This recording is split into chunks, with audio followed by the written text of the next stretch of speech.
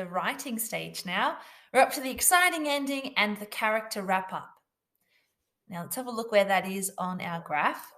You guys have done your sizzling planning first, of course. Then you've done your sizzling start in the backfill. You've had the first event, the second event. It's built up to the third event. Maybe you had the characters almost fail in that second event. It's now time for the exciting ending and then the wrap up. Now, before I talk to you about some good, exciting endings, let me show you some examples of what not to do. So, when it comes to the ending, these are some very common ones. They sound very familiar, and we call them quick fix endings. They're a quick way for you as a writer to get out of the story, but they're really annoying for the reader.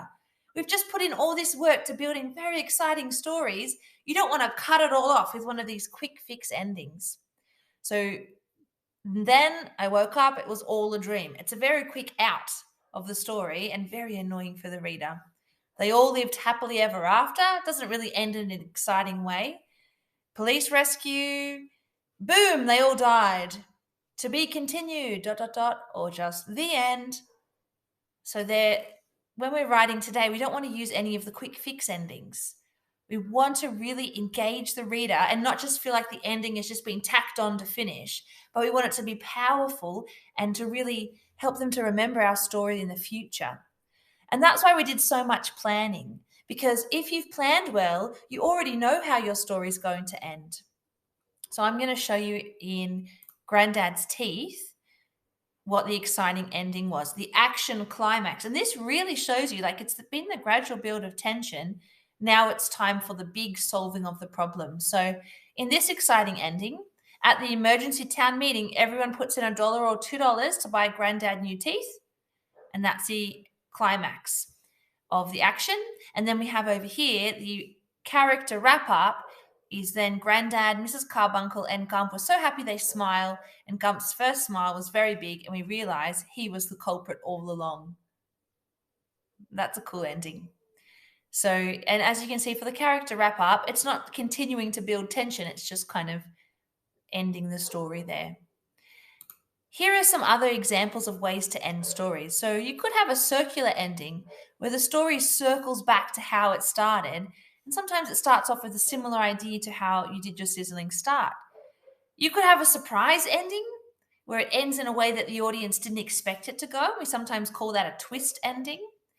You could have an ending where the main character really grows and changes and learns a lesson, and we could call that a moral ending. You could have a warm, fuzzy ending where it leaves you feeling really emotionally good on the inside and it tugs at the heartstrings.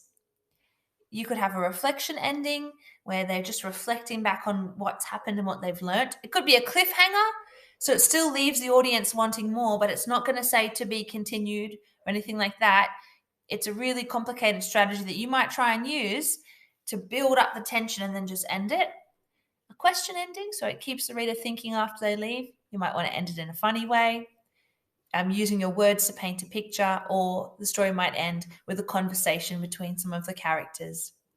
So as you're writing today, please keep in mind that the exciting ending is the big action climax of the whole story. Please don't use any of these. These are the quick fix endings, and they don't leave the reader feeling really great about what they've just read. You've taken them on this whole journey. Take them right to the end of this story now.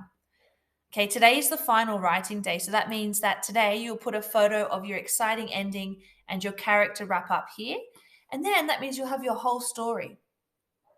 So on Thursday and Friday this week, that will be time where you are going to type up your story. You'll be typing it up so that the teachers can then go through and read it and edit it with you when we get back to school the week after.